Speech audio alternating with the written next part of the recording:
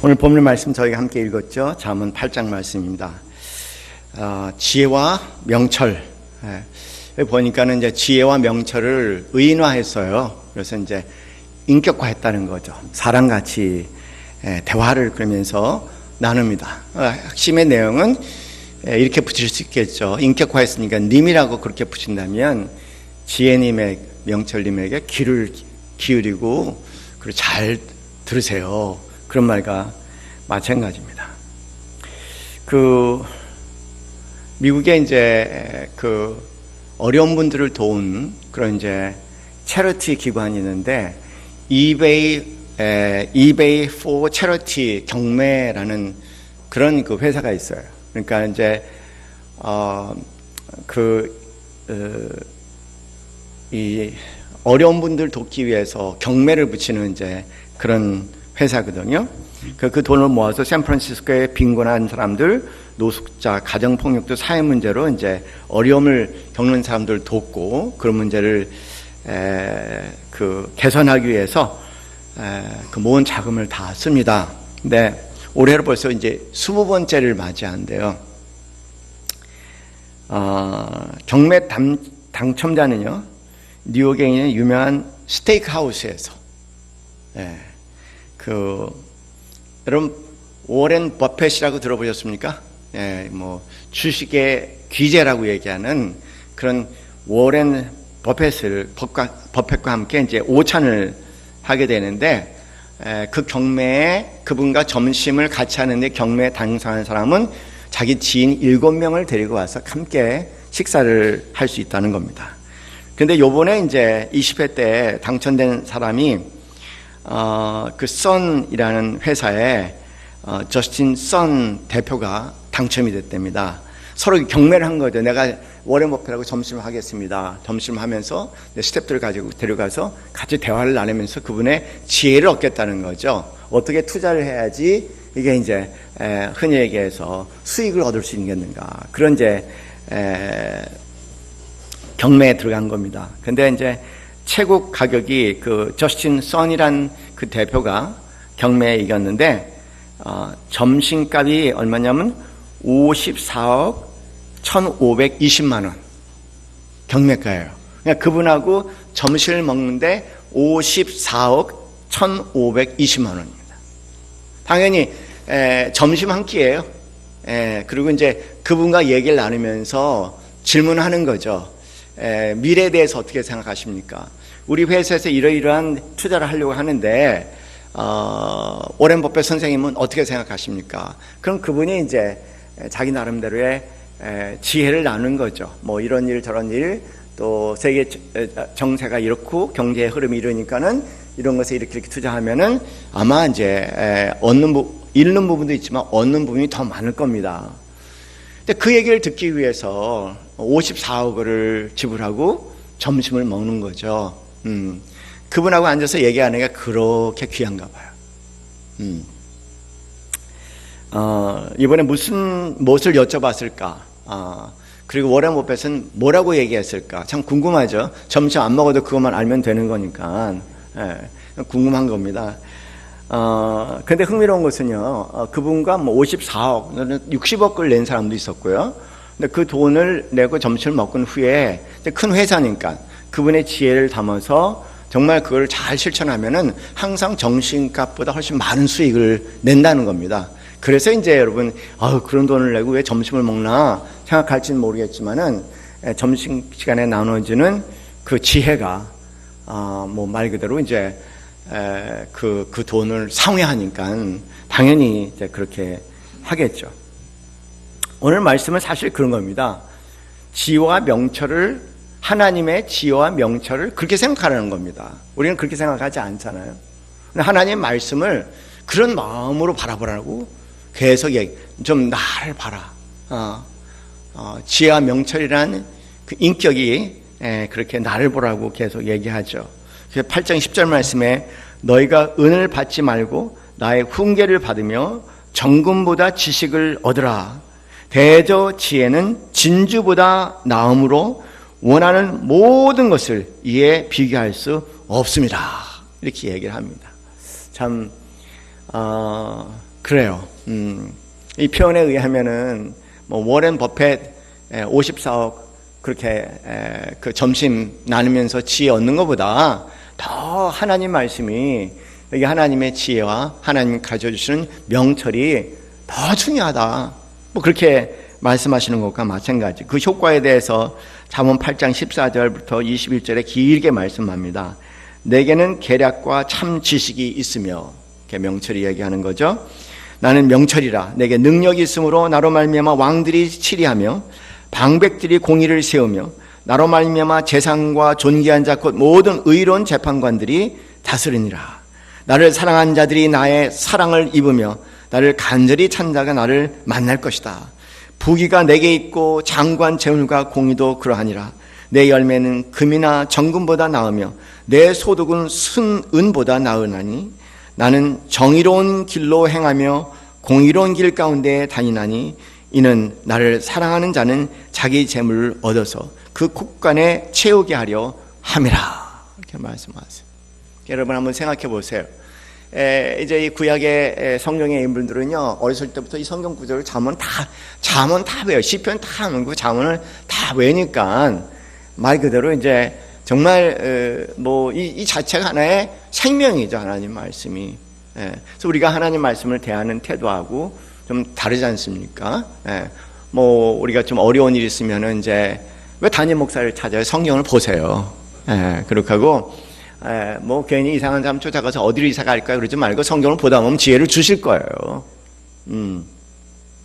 그렇게 믿으시는 우리 성도님들 되시길 바랍니다. 정말 쓰잘데 없어요. 사람 하는 말과 어떻게 하나님 말씀이 비교할 수 있겠습니까? 그렇잖아요.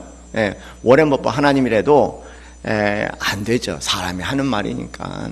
그런 말씀을 가지고 우리가 그런 마음으로 하나님 말씀을 대해야 될 것 같아요. 진심으로.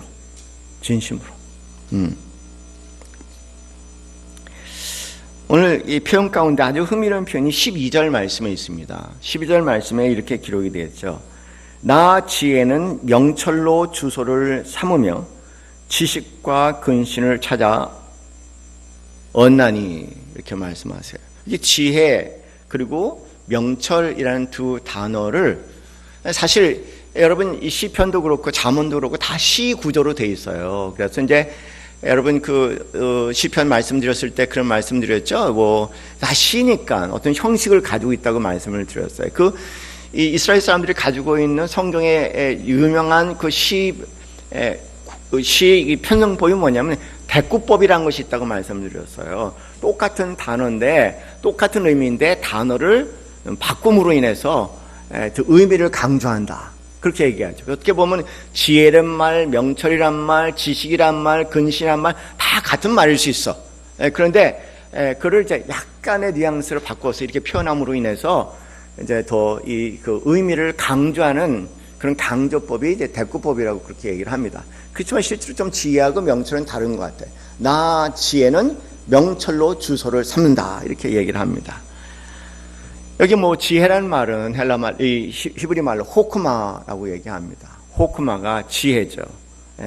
그리고 하나님의 말씀을 이제 호크마라고 얘기를 하는데, 여기 명철이라고 쓰인 단어는 오르마라는 단어입니다. 이 두 단어가 굉장히 다른 단어죠. 여기 이제 지혜는 하나님의 말씀을 얘기한다면, 명철, 이 오르마라는 뜻은 뭐냐면 정확히 얘기하면 신중함을 얘기하죠. 아주 신중한 거. 그리고 그 지식과 근신이라는 단어, 이 근신이라는 단어에 바로 명철하고 근신은 대꾸법으로 되어 있는 거죠. 그래서 신중함, 그 다음에 근신, 그 다음에 절제, 때로는 슬기로움, 때로는 깨어있음, 이런 의미를 가지고 있는 단어가 명철인데, 흥미로운 표현은 나 지혜는 명철로 주소를 삼으며, 이런 표현이 아주 재미난 표현이에요. 그러니까 지혜를 얻어야 되는데 이제 그 명철을 찾아가야 된다는 거죠. 여기 주소는 뭐냐면, 이게 주소를 삼는다는 얘기는 영원히 거한다, 그런 뜻이니까 내가 하나님의 지혜를 얻으려면은 명철로 찾아가 명철 안에 영원히 거할 때 그 안에 지혜가 나온다는 뜻이에요. 그래서 여기서 명철로 주소를 삼는다라는 아주 특이한 표현이죠.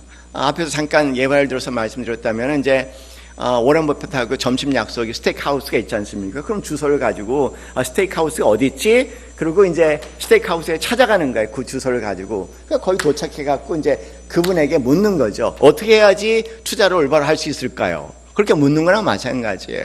명철로 찾아가서 명철로 주소 삼아서 명철로 찾아가서 명철에 거하면서 거기서 하나님의 지혜를 걷는다. 그런 뜻입니다. 근데 명철이란 뜻이 바로 근신, 절제, 그다음에 깨어있음, 슬기로움 이런 단어를 뜻합니다. 이 슬기롭다는 오르마라는 말은요, 예수님께서 제자들에게 하실 때 쓰신 말씀이에요. 예수님께서 제자들에게 너희는 비둘기같이 순결하고 뱀같이 지혜로우라라고 할 때 이 지혜로운 단어가 여기가 바로 오르마라는, 여기 나와 있는 명철이라는 단어입니다. 그래서 이제 때로는 이 오르마라는 단어가 특별히 이제 젊은 사람들이 인생의 경험이 별로 없잖아요, 그렇죠? 그래서 뭐 시행착오를 반복을 합니다. 그런 사람들을 향해서 이제 되게 젊은 사람들은 이렇게 좀 근신하지 못하고 절제하지 못하고 크게 기분에 따라 흥분에 따라서 막 움직이지 않습니까? 항상 이게 조심하라는 겁니다. 조심할 때, 근신할 때, 절제할 때, 흥분하지 말라는 겁니다. 그럴 때 가만히 들여다볼 때 거기에서 지혜를 얻을 것이라고 얘기해요. 그런 면에서 명철이라고 얘기하는 것은 어떻게 삶의 태도를 얘기하죠. 흥분하지 말아라는 거예요. 흥분하지 말아라. 아주 흥분하지 말고 삶을 돌이켜서 곰곰이 되짚고 생각해 보라는 겁니다. 그럼 슬기롭게 된다는 거예요. 그 안에서 하나님의 지혜가. 돌아보면은 우리 알고 보면은요, 사실 지금 또 뭐 잘못해놓고 알고 보면 처음이 아니야. 또 실수하죠? 처음이 아니야. 알고 보면 반복했던 거야. 그래서 이걸 어떻게 했으면 좋을까 하고 과거를 쫙 한번 돌아보면은요, 그래. 하나님 말씀을 잊혀서 이렇게 살아야 되는데, 라고 그 안에 지혜를 얻을 수 있는데, 그런 사람들이 그렇게 많지 않다는 거예요. 젊은 사람 그만두고, 나이 많은 사람도 그게 잘 안 되는 겁니다. 이 절제란 근신, 슬기로움, 그다음에 깨어있음, 이런 표현들은 참 중요한 표현이죠. 성령의 열매도 등장하는 단어입니다. 여러분 갈라디아서 5장 22절 23절 말씀 보면은 다 알고 있는 말씀이 성령의 열매 뭐가 있습니까? 사랑, 희락, 화평, 오래 참음, 자비, 양성, 충성, 온유, 맨 마지막에 절제. 이 절제가 근신한 단어예요. 오르마라는 단어입니다. 그래서 알고 보면 어느 학자들은 그렇게 얘기합니다. 이 8가지의 9가지의 성령의 열매가 있는데 이 성령의 열매의 시작도 근신이고, 그리고 이 성령의 모든 열매 맺게 하는 것도 절제와 근신이라는 거예요. 그래서 우리는 늘 참 힘든 일이지만 쉽게 깨어있으라는 거예요. 깨어있으라는 겁니다. 정신 바짝 차리고 깨어있으라는 겁니다. 조금이라도 방심하면 무슨 일이 터질지 모르니까 항상 깨어있으라는 겁니다. 저는 이 말에 아주 그냥 정말 이렇게 소름이 끼쳐요. 항상 보면은 뭐 실수가 난 다음에 또 뭐 방심했구나. 또 방심했구나. 또 내가 마음을 비워놨구나. 깨어있으라. 주님께서 항상 깨어있으라고 말씀하십니다. 거기에 거할 때 하나님의 지혜가 온다.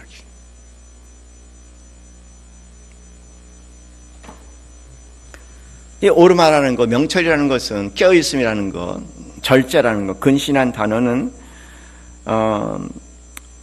지도자의 성품이죠.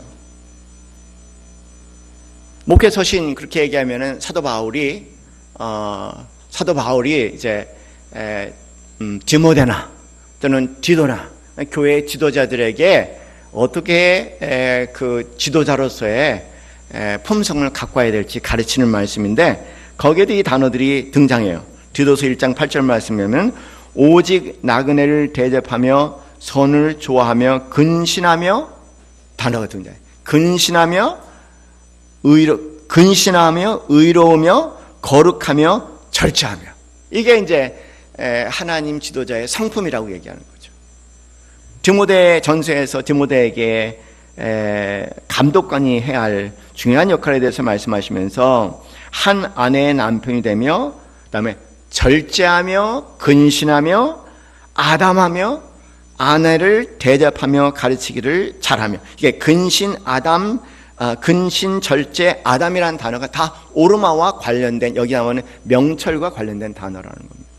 우리가 하나님 말씀을 많이 알고 있어도요, 사람이 경박하고 사람이 방심하며 살아가면 아무런 도움이 안 된다는 겁니다. 하나님 말씀을 알아도 항상 깨어 있어야 된다는 겁니다. 방심하면 안 된다는 겁니다. 그 안에 하나님께 가르치신 지혜가 다시 살아날 수 있다, 그렇게 말씀하시죠. 도대체 그러면 명철을 찾아가서 돌아보고 깨어 있으면서 그 안에 하나님의 지혜를 얻게 될 때 뭘 깨닫게 될까? 무엇을 얻게 될까? 13절에 너무 단순한 말씀이 너무나 잘하는 말씀이 등장하죠. 한번 읽어보죠. 13절 말씀 시작. 여호와를 경외하는 것은 악을 미워하는 것이라. 나는 교만과 거만과 악한 행실과 패악한 입을 미워하느니라. 이렇게 말씀하세요. 그러니까 결과적으로 또 그 얘기, 여호와를 경외하는 것, 이렇게 얘기하죠. 여호와를 경외하는 것. 잠언 9장 10절 말씀에 같은 단어들이 등장합니다. 여호와를 경외하는 것이 지혜의 근본이요 거룩하신 자를 아는 것이 명철이니라.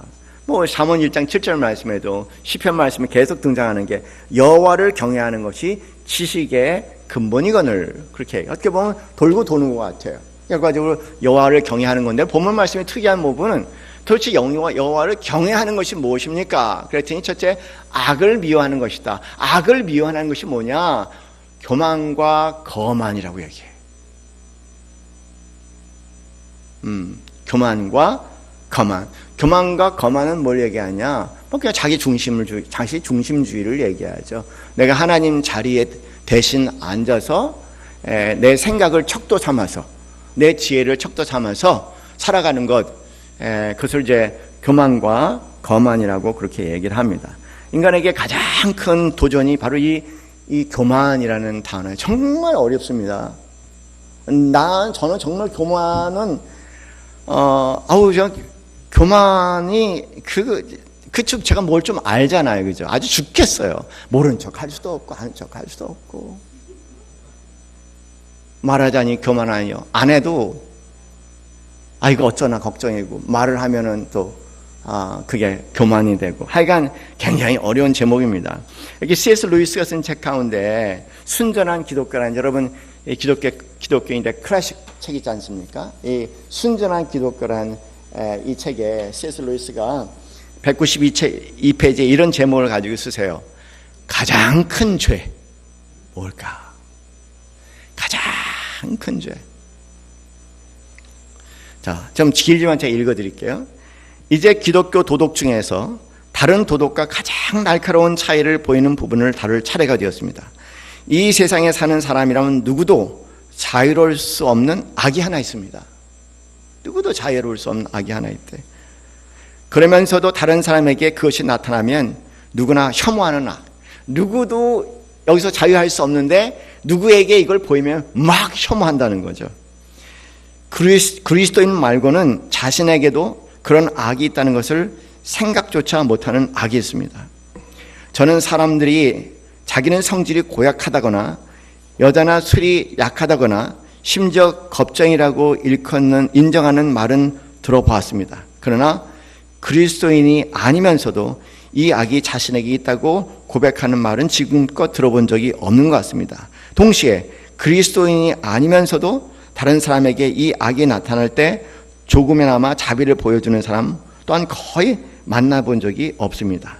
사람들은 이보다 더 싫어하는 악이 없으며 이보다 더 스스로 깨닫지 못하는 악도 없습니다. 이 악이 많이 있는 사람일수록 다른 사람에게 다른 사람에게 나타나는 이 악을 더 싫어합니다. 그러면서 하신 얘기가 제가 말하는 이 악이란 바로 교만 또는 자만입니다. 오늘 여기 등장하는 교만과 자만이라는 것입니다. 이와 반대되는 덕목을 기독교 도덕에서는 겸손이라고 부르지요. 제가 성도덕에 대해서 이야기하면서 성도덕은 기독교 도덕의 중심이 아니라고 했던 것을 기억하실 것입니다. 성적 도덕이 기독교의 본질이 아니라는 겁니다. 이제 우리는 드디어 그 중심에 이르렀습니다. 기독교 스승들의 가르침에 따르면 가장 핵심적인 악, 가장 궁극적인 악은 교만과 자만입니다. 성적 부정, 분노, 탐욕, 술 취한 같은 것들도 이 악에 비하면 세 발의 피에 불과합니다. 악마는 바로 이 교만 때문에 악마가 되었습니다. 교만은 온갖 다른 악으로 이어집니다. 이것은 하나님께 전적으로 맞서는 마음의 상태입니다. 이렇게 얘기하죠. 그러니까 교만, 자만이 전적으로 하나님과 대적하는 사단 마귀의 마음의 자세라고 얘기를 하는 거예요. 그러면 본문 말씀을 이해하지 않습니까? 여호와를 경외하는 것은 악을 미워하는 것이다. 바로 악을 미워하는 것은 뭐냐면 교만과 거만과 악한 행실과 패역한 입을 미워하는 것이다. 그것이 여호와를 경외하는 긍정적인 표현을 하면 겸손한 것이다. 그런 얘기입니다. 겸손한 것이다.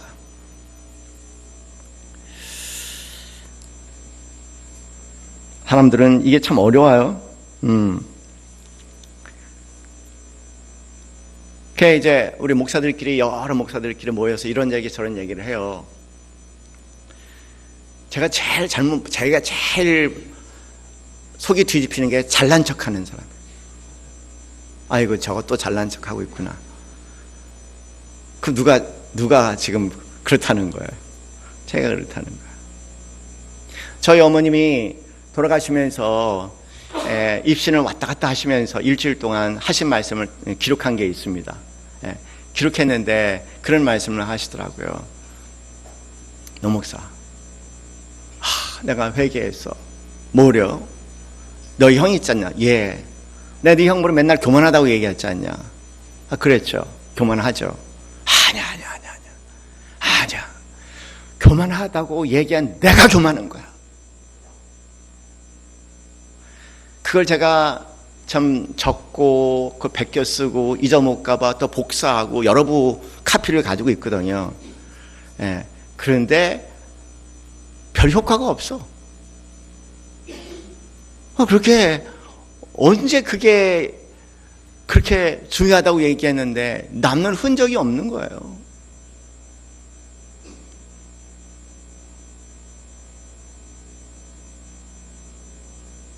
상대보다 조금 못난 것 같으면 비참하잖아요.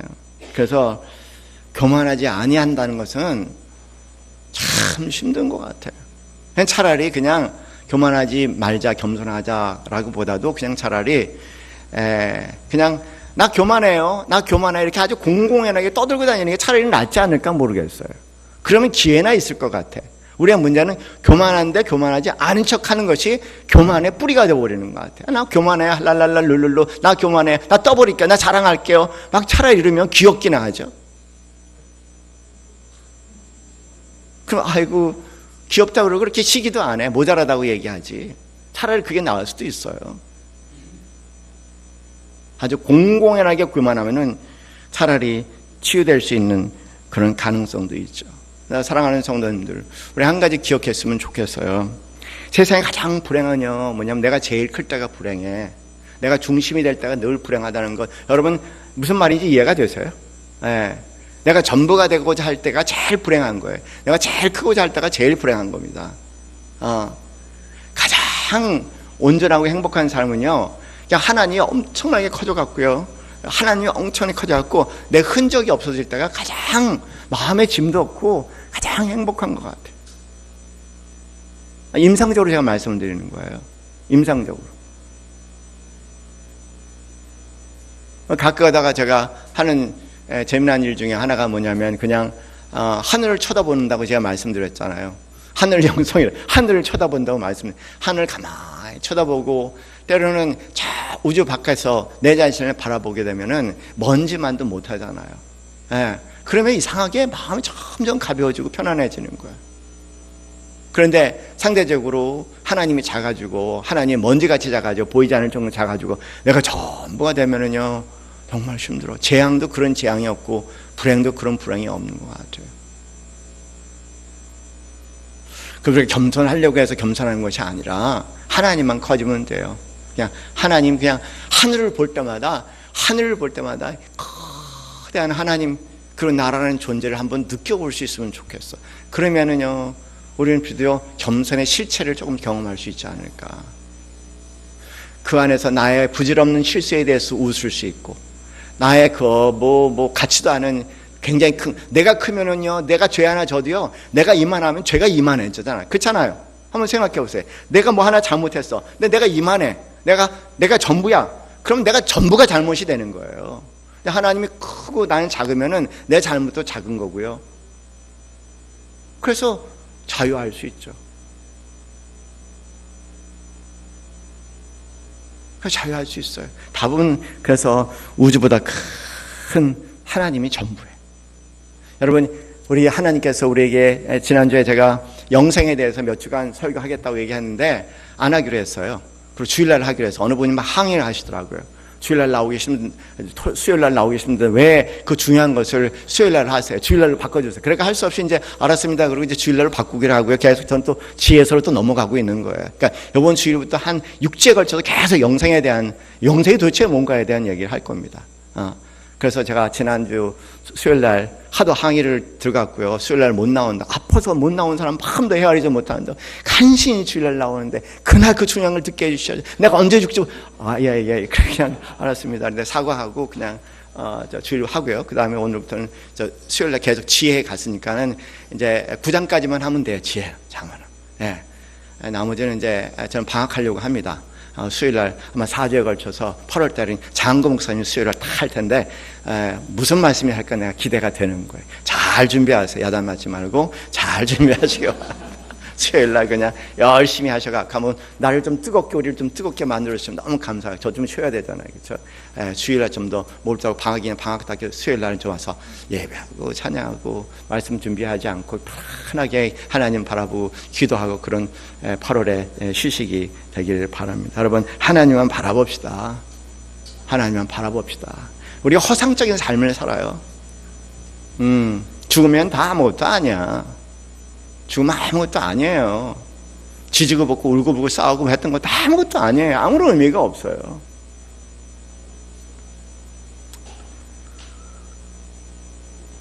여러분, 어저께 제가 제 아내하고 영화 한 편을 또 봤습니다. 화요일 날은 제가 이제 영화를 좀 보는 편인데 우연하게 좋은 영화 하나 또 발견해갖고 이제 갔다 왔는데, 마리아 칼라스라는 유명한 소프라노 가수 있지 않습니까? 그 마리아 칼라스 세계의 디바라는 그런 영화예요. 뭐 영화 여러 가지 얘기를 했습니다. 얘기한 맨 끝에 대사가 꼭 기억에 남아. 끝에 대목, 참 많은 사랑을 받았지만 단 한 사람이 진정한 사랑을 받지 못했어요. 그것도 참 신기하더라고요. 인기는 그렇게 많은데 단 한 사람의 사랑을 먹지 못한 거예요. 인생이 참 묘해요. 그것만 채워지면 되나 봐. 그러면서 그 내레이션 하시는 분이 끝 글을 그렇게 정리를 하셨더라고요. 영화 끝부분에 마리아는 백마탄 왕자를 기다리는 여린 여성이다. 그러나 결국 그녀가 이해하게 된 것은 자신을 이해해 줄 수 있는 단 한 사람을 기다렸던 것 같다. 그렇게 얘기하더라고요. 마음이 많이 찔렸습니다. 참 어려운 거야, 이게. 참 어려운 겁니다. 날 사랑하는 성도님들, 우리가 바라는 분은요, 그분밖에 없어요.